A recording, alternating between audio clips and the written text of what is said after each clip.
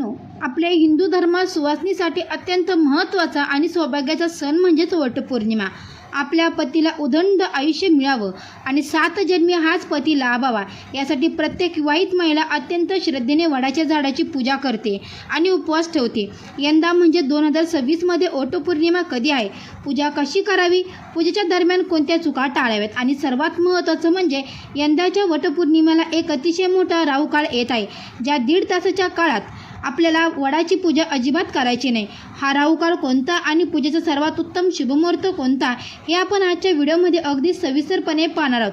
Video हा खूपच महत्त्वपूर्ण होणार आहे, त्यामुळे तो शेवटपर्यंत नक्की पहा. जर तुम्ही चॅनलवरती नवीन असाल तर आत्ता चॅनलला सबस्क्राईब करा, बेल आयकॉनला दाबा आणि मात्र कमेंट करायला मात्र विसरू नका. श्री स्वामी समर्थ, गुरुदेव दत्त लिहायला अजिबात विसरू नका. वटपौर्णिमेची पूजा ही अत्यंत भक्तिभावाने केली जाते. पूजेच्या दिवशी सकाळी लवकर उठून स्नान करून छान पारंपरिक वस्त्र, शक्यतो पिवळे किंवा लाल साडी परिधान करावी. विडा कुंकू लावून नटून थटून पूजेची तयारी करावी.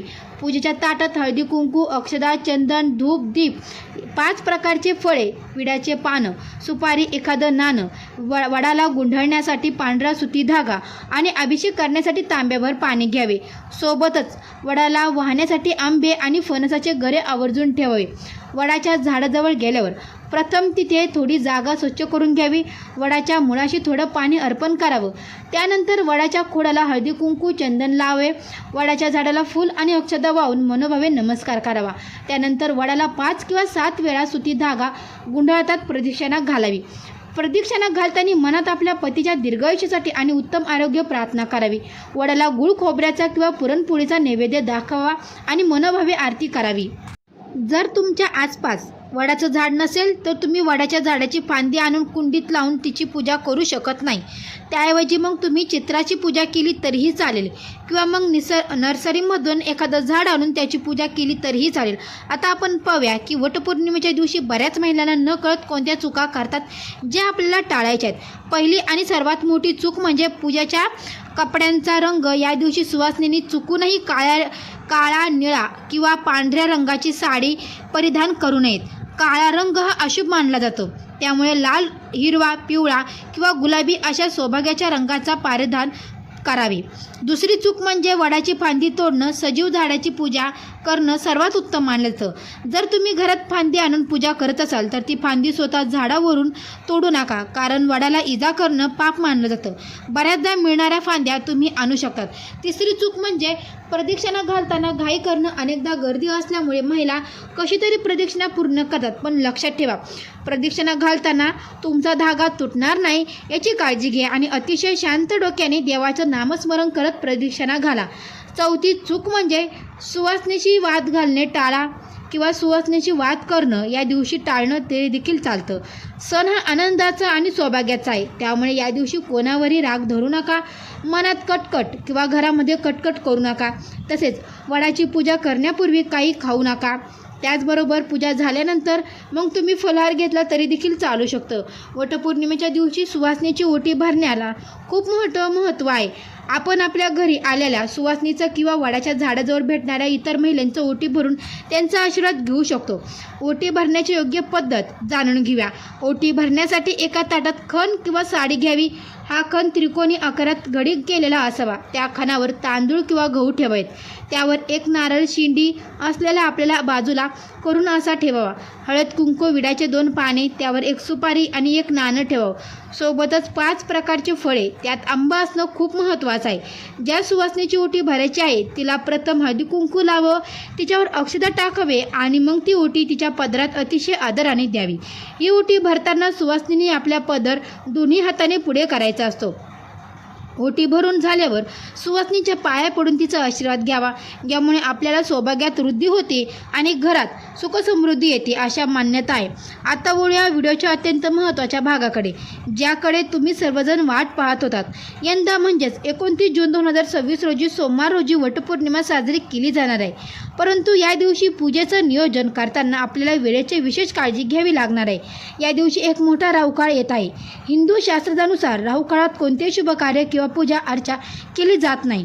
तो काळ अशुभ मानला जातो, त्यामुळे या काळात केलेल्या सेवेचं किंवा केलेल्या उपायाचं केलेल्या पूजेचं फळ आपल्याला मिळणार नाही.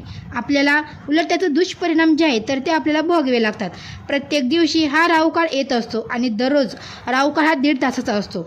या 1.5 तासाच्या राहू काळात चुकूनही कोणतं शुभ कार्याची सुरुवात जी आहे तर ती करू नका. मंडळी, सोमवार जो आहे तर तो या दिवशी राहू काळ नेमका कधी असणार आहे ते आता आपण बघूया. राहू काळ 7:30 ते वाजल्यापासून ते सकाळी 9 वाजेपर्यंत असणार आहे. म्हणजेच हा तब्बल 1.5 तासाचा काळ आहे. या 1.5 तासाच्या काळात म्हणजे सकाळी 7:30 ते 9 दरम्यान सुवासिनी वडाची पूजा अजिबात करू नये. तसेच प्रदक्षिणा देखील घालू नये. मग पूजेचा सर्वोत्तम शुभ मुहूर्त कोणता असेल तर ते बघा मंडळींनो, ताईंनो.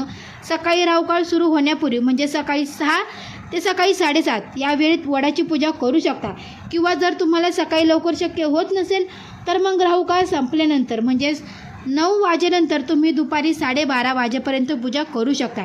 मग दुपारी तुम्हाला जेव्हा टाईम भेटेल तेव्हा तुम्ही पूजा करा. पण राहू काळ सांगितला आहे तो 7:30 ते 9 या वेळेमध्ये चुकूनही आपल्याला पूजा जी आहे तर ती करायची नाही. राहू काळ संपल्यानंतरचा काळ पूजेसाठी अत्यंत उत्तम आणि शुभ असणार आहे.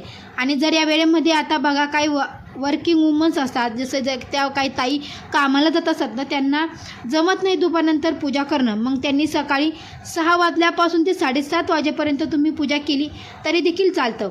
याचे चांगले फायदे जे आहेत तर ते तुम्हाला नक्की बघायला मिळतील. त्याचबरोबर वेळेचं भान ठेवून सकाळी आपल्याला ही पूजा टाळायची आहे. मंडळींनो, ताईंनो, सर्व सुवासिनींना वटपौर्णिमेचा उपास आरोग्याच्या आणि श्रद्धेच्या दृष्टीने खूप महत्त्व असतं.